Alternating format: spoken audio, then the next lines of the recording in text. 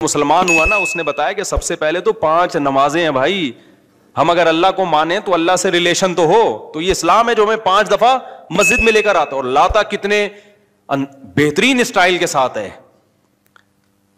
کیسے بہترین انداز کے ساتھ لاتا ہے اسلام. یہ بھی ہو سکتا تھا کہ خام خواہ کی قربانی دلوائی جاتی کہ 5 دفعہ تم نے الٹے لٹکنا ہے تاکہ پتہ چل جائے تمہارا اللہ سے کیا ہے, ریلیشن ہے. تو یہ بھی تو قربانی ہوتی کہ نہیں ہوتی, لوگ دلوا رہے ہوتے ہیں. فوج میں نا, جب ہم جو این سی سی کی ٹریننگ کی ہے نا کالج میں, تو وہ فوجی صوبے دار ہمیں ٹریننگ دیتے تھے. تو وہ یہ ثابت کرنے کے لیے کہ میں آفیسر ہوں, بعض دفعہ خام خواہ میں ڈنڈ پہ لو بیٹھ کے, چلو بھائی. اب فوجیوں میں ہوتا ہے نا تاکہ آفس کے آرڈر کو فالو کرنے کا جذبہ پیدا ہو. اب ڈنڈ پیل رہے ہیں, ہمیں پتا تھا بھائی یہ ڈپس لگانے پڑیں گے آپ کو, ٹھیک ہے نا. وہ کہتا ہے جب کھڑے ہو کر دوبارہ لگاؤ. تو یہ سکھایا جاتا ہے فوجیوں کو قربانی کا جذبہ پیدا کرنے کے لیے. تو اللہ میاں ایسے بھی کر سکتے تھے کہ بس الٹے لٹک جاؤ, ٹھیک ہے نا, 5 ٹائم. قربانی دلوائی ہے لیکن ایسے طریقے سے دلوائی ہے کہ اس میں ہمیں روحانی سکون ملے, اس میں ہمارا اللہ سے ریلیشن قائم ہو, اس میں ہمیں لطف اور مزہ آئے, ہماری دنیا بھی سدھر جائے اس سے. ہمیں حکم دیا سب سے پہلے فجر کی نماز رکھی تاکہ مسلمان صبح دیر سے اٹھنے والی قوم نہ بنے. اللہ میاں یہ بھی کر سکتے تھے کہ پہلی نماز 11 بجے, دوسری نماز شام 3:30 بجے, 4-5 نمازیں ایسے کر دیتے. جہلم والی سرکار نے تو کر دی, فجر رکھی ہے اور ظہر کے بارے میں بولا ہے کہ عصر سے 20 منٹ پہلے آپ ظہر عصر پڑھ لیں اور غروب آفتاب ہوتے ہی مغرب عشاء بھی اکٹھی پڑھ لیں. تو یہ عملی طور پر 2 نمازیں ہوئی ہیں, ٹھیک ہے نا. 5 نمازوں کا مطلب ہوتا ہے اپنی تمام مصروفیات کو دوبارہ سے فارغ کر کے نماز کے لیے آنا. ظہر میں آپ سارے کام چھوڑ کے آتے ہو, پھر واپس چلے جاتے ہو, پھر عصر میں الگ سے آتے ہو, پھر واپس چلے جاتے ہو, پھر مغرب میں الگ سے آتے ہو, پھر واپس چلے جاتے ہو, پھر عشاء میں الگ سے آتے ہو. یہ 5 دفعہ قربانی دلوائی جا رہی ہے. اگر اس طرح سے نمازیں اکٹھی کرنے کا اسلام میں حکم ہوتا تو 3 دفعہ قربانی ہوتی, 5 دفعہ قربانی نہیں ہوتی. دیکھو ہم ظہر سے پہلے 4 سنتیں پڑھتے ہیں اور 4 فرض پڑھتے ہیں. ان سنتیں پڑھنے میں کوئی قربانی ہوتی ہے ہمیں؟ اس لیے کہ تو نماز کے لیے آئے ہوئے ہی ہیں نا. تو اگر ہم 4 فرض کے ساتھ 4 عصر بھی پڑھ لیں تو عصر کی قربانی تھوڑی ہی پھر یہ. تو 5 نمازوں کا مطلب ہی 5 ٹائم پہ آنا ہے. اس میں شاپنگ واپنگ ہی تو رکاوٹ بنتی ہے, اور آپ نے شاپنگ کے لیے کہہ دیا ہے. اہل حدیث الگ اہل حدیث یہ مانتے نہیں ہے, لیکن یہ اس کی عادت ہے جہلم والی سرکار کی کہ کسی بھی مسلک میں کوئی بھی الٹا فتویٰ دے رہا ہوگا نا تو اس الٹے مولوی کو لا کے ہائی لائٹ کر کے مسلک کو بدنام کرنا. تو ایک اہل حدیث کا وہ چلایا کہ ایک اہل حدیث کہتے ہیں کہ میں جب 12:30 بجے شاپنگ کے لیے جاتا ہوں نا اپنی بیوی کو لے کے, تو 12:30 بجے ظہر کے ساتھ کیا پڑھ لیتا ہوں. یہ جہلم والی سرکار کا کلپ میں نے خود اپنے کانوں سے سنا ہے کہ 12:30 یا 12 بجے جیسے ہی ظہر کا وقت داخل ہوا تو ظہر کے ساتھ فوراً کیا پڑھ لیتا ہوں, عصر. حالانکہ قرآن میں سورہ نور اللہ کیا کہتے ہیں, رجال لا تلہیہم تجارت ولا بیع عن ذکر اللہ واقام الصلاۃ. مسجدوں میں ایسے لوگ ہوتے ہیں کہ ان کو تجارت اللہ کی یاد اور نماز سے غافل نہیں کرتی, بزنس ہی اللہ کی یاد. اور اللہ فرماتے ہیں مسجدوں میں ہوتے ہیں. پتہ چلتا ہے کہ کہاں آگے پڑھنی ہوتی ہے, جماعت سے بھی اور اپنے ٹائم پہ بھی. اور اسی شاپنگ کو آپ نے ذریعہ بنا لیا 2 نمازیں اکٹھی کرنے کا, اثر گول کر دیا آپ نے. یہ ہے تفقہ اور بصیرت, سمجھتے ہو. اور اس نماز کا اجر خراب کیا ہے جس کی سب سے زیادہ تاکید قرآن بیان کر رہا ہے. تو خیر, تو کیسا ریلیشن ہے, جلدی سے بات کو سمیٹ کے میں ختم کرتا ہوں. سب سے پہلے اللہ کیا کہتا ہے, مسلمان اپنے مسلم ہونا ثابت کرنے کے لیے کہ میرا اللہ سے ریلیشن ہے, اللہ نے کہا کہ 5 ٹائم نماز پڑھنی پڑے گی. اور یہ 5 ٹائم نماز کیوں رکھی ہے پتہ ہے آپ کو؟ کیونکہ وقت میں بہت بڑی تبدیلی ہوتی ہے. اللہ کہتے ہیں جب بھی اس کائنات میں بڑی تبدیلی ہوگی تو سب سے پہلے میرے سامنے سجدہ کرو گے, اس کے بعد اپنے کاموں میں لگو گے. تبھی تو قرآن کہتا ہے اقیم الصلاۃ لدلوک الشمس الی غسق اللیل, نمازوں کو قائم کرو دلوک شمس, سورج ڈھلکنے کے وقت, الی غسق اللیل, اور راتوں کے اندھیروں میں. تو غسق اللیل میں 2 نمازیں آ گئیں, مغرب اور عشاء. یہ دونوں رات کی نمازیں ہیں, لیکن ان دونوں کے اوقات میں بڑا فرق ہوتا ہے. مغرب میں فل اندھیرا نہیں ہوتا لیکن روشنی بھی نہیں ہوتی, بہت زیادہ وقت میں تغیر ہو جاتا ہے. اور غسق جو ہے لیل جب انتہائی درجے کی ہوتی ہے تو وہ عشاء کا وقت جب بالکل کیا ہو جاتا ہے, اندھیرا. آگے اللہ کہتے ہیں وقرآن الفجری, اور پھر فجر کا وقت بالکل ڈفرینٹ ٹائم ہوتا ہے. مغرب کا وقت باقی اوقات سے بالکل مختلف ہے. سورج ڈھل گیا, غروب ہو گیا, لیکن ابھی روشنی ہے, اندھیرا شروع نہیں ہوا. پھر گھپ اندھیرا ہو گیا. یہ کیا ہے؟ یہ بڑا تغیر ہو رہا ہے زمین کے اندر. تغیر سمجھتے ہو؟ تبدیلی, چینجنگ, آسان لفظ استعمال کرنا چاہیے مجھے بھی. بڑی چینجنگ آ رہی ہے ٹائمنگ میں, اور اس سے انسان کے جذبات میں اور احساسات میں بڑا فرق پڑتا ہے. ظہر کا تو فجر کا وقت بالکل ڈفرینٹ ہے, ابھی دن طلوع ہونے والا ہے. پھر سورج ہوتے ہوتے جب ڈھلکتا ہے نا, بالکل بلندی پہ پہنچ کے تیز تپتی ہوئی دھوپ ہوتی ہے, جس کو اللہ دلوک شمس کہہ رہے ہیں. دلوک کہتے ہیں ڈھلکنا. تو سورج کا جو ڈھلکنا ہے نا, بلندی پہ جا کے لڑکنا نیچے, اس کو کیا کہتے ہیں؟ اس میں اللہ نے دو نمازوں کا ذکر کر دیا, ظہر اور عصر. اس لیے کہ دلوک جو معتد بھی ہوتا ہے, گاڑی اردو پھر استعمال کر رہا ہوں, معتد بھی قابل ذکر دلوک, وہ ایک عصر میں ہوتا ہے, ایک ظہر میں ہوتا ہے. میں نے وہ کلپ ریکارڈ کروایا تھا نا عاقب سعید کو کہ 5 نمازیں اپنے ٹائم پر ہیں, اور یہ قرآن کی عیسائی سے ثابت ہے کہ نمازوں کے 5 ٹائم ہیں, 3 ٹائم کی نمازیں قرآن میں نہیں ہیں. تو اس پہ میں نے کہا تھا کہ دلوک شمس ہے نا, سورج کا ڈھلکنا, تو معتد بھی ڈھلکنا, قابل ذکر ڈھلکنا ایک ظہر کے وقت ہوتا ہے, ایک عصر کے وقت. کیونکہ عصر کے وقت 45 پہ آ جاتا ہے, اور ظہر کے وقت بلندی پہ جا کے ڈھلکتا ہے. تو اس کے نیچے کے لوگوں کے کمنٹس آئے ہوئے تھے کہ اگر قرآن کا یہ مطلب ہے ڈھلکنے کے وقت, تو پھر تو ہر وقت سورج ڈھلک رہا ہے. سمجھ میں آیا پاگل کسے کہتے ہیں؟ یہ ہے مجتہدین, یعنی ان کا دعویٰ یہ تھا کہ 3 وقت ہیں نماز کے قرآن میں, ظہر ہے اور عشاء ہے اور فجر ہے. وہ 3 وقت سے یہ ثابت کرنا چاہتے ہیں کہ ظہر عصر ملا کے پڑھ لو اور مغرب عشاء ملا کے پڑھ لو. اصل میں 3 ٹائم ہے. یہ غلط ہے. دلوک شمس کا لفظ ہے قرآن میں, اور دلوک سے مطلق دلوک مراد ہے, اور مطلق سے فرد کامل مراد ہوتا ہے. جو معتد بھی, دیکھو فرد کامل کو میں مثال سے سمجھاتا ہوں. پہلے میں یہ جو جنہوں نے اعتراض کیا نا اٹھ پٹانگ قسم کا, ان کے اعتراض کا جواب دوں. یہ کہتے ہیں ہر وقت, واقعی ہر وقت تو دلوک ہو رہا ہے, لیکن اس کا تو کوئی بھی قائل نہیں ہے. ایسے تو 1 کروڑ نمازیں ہو جائیں گی. ابے سورج بلندی پہ جا کے جب تک پورا غروب نہیں ہوتا تو ہر سیکنڈ ڈھلک ہی رہا ہے نا, تو کیا ہر سیکنڈ میں نماز پڑھیں گے؟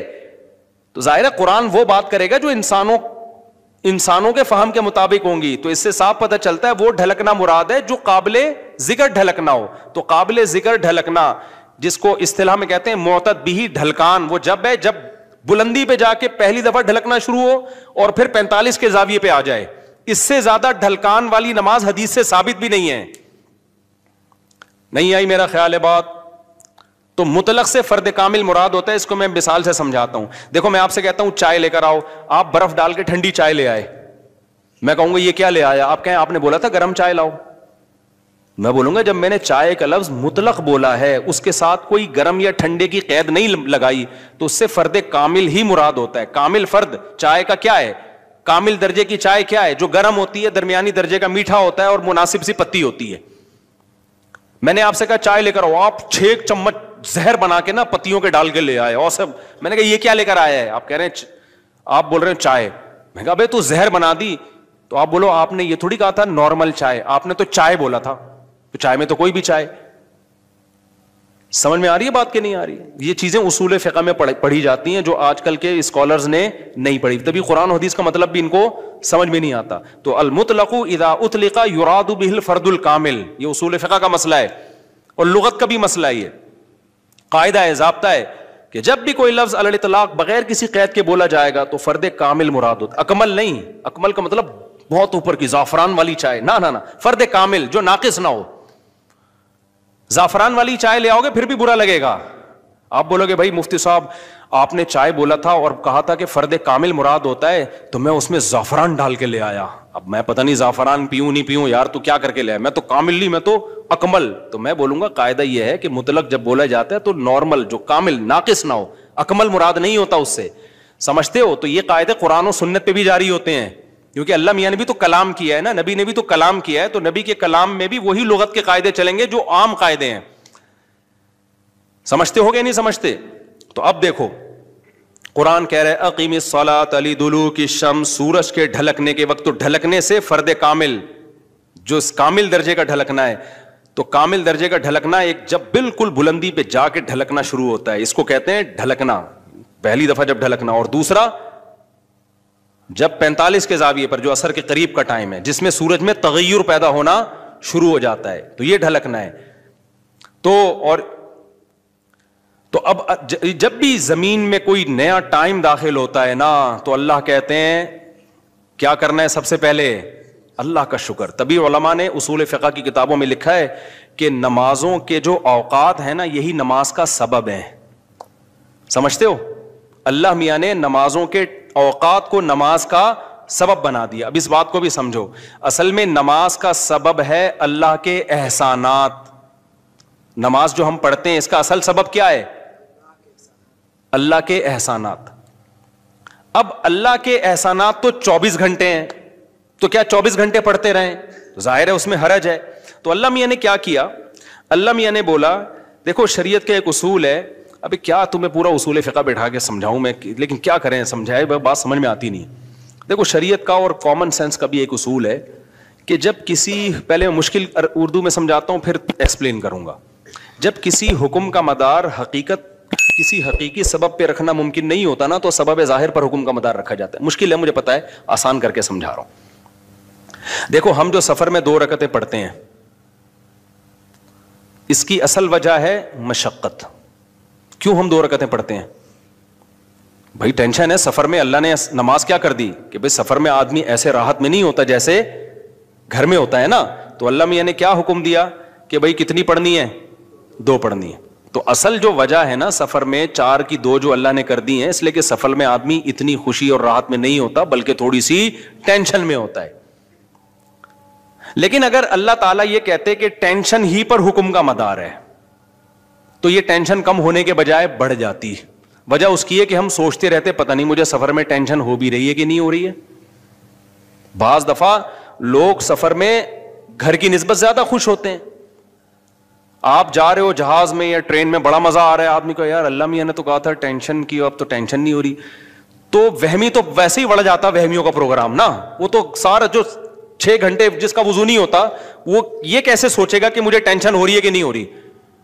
پھر اگر ہو رہی ہے تو کتنے کلو ٹینشن ہو رہی ہے. بعض دفعہ ہو رہی ہے لیکن آدمی کہتا ہے یار اتنی تو مجھے گھر میں بھی ہوتی ہے, یا ہو سکتا ہے نہیں ہوتی ہے. تو اسلام ان بکھیڑوں سے نکال کے اللہ میاں نے کیا کیا, بھائی سفر سبب ہے ٹینشن کا اور ٹینشن سبب ہے نماز کا. تو اصل سبب تو ٹینشن ہے, لیکن اگر ٹینشن پہ میں نے ڈال دیا نا مدار, تو یہ ٹینشن کم نہیں ہوگی بڑھے گی. لہذا سفر پہ ڈال دیا میں نے. اب سفر ہوگا تو چھوڑ دو, ٹینشن ہے یا نہیں وہ 2 پڑھا کرو. نہیں ہے بات, میرا خیال ہے.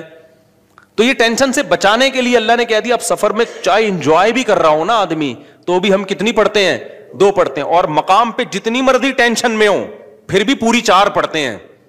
تو یہ اصول, اور یہ دنیا میں بھی یہ اصول چلتے ہیں. سمجھتے ہو کہ نہیں سمجھتے؟ تو یہاں بھی اللہ نے کیا کیا, اللہ میاں نے فرمایا اصل میں تو تم پہ نماز فرض ہے اس لیے کہ میرے احسانات تم پر بہت ہیں. اب وہ احسانات تو ہر وقت بولو ہوتے رہتے ہیں. اب ہر وقت احسانات ہیں تو اب ہر وقت پڑھتے ہیں نماز, وہ تو ناممکن ہے.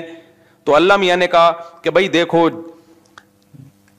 اللہ کے احسانات میں جو تجدد ہوتا ہے نا, جدت آتی ہے, وہ ٹائم کے لحاظ سے آتی ہے. ہماری پوری زندگی کا نظام کس سے چل رہا ہے, ٹائم سے چل رہا ہے.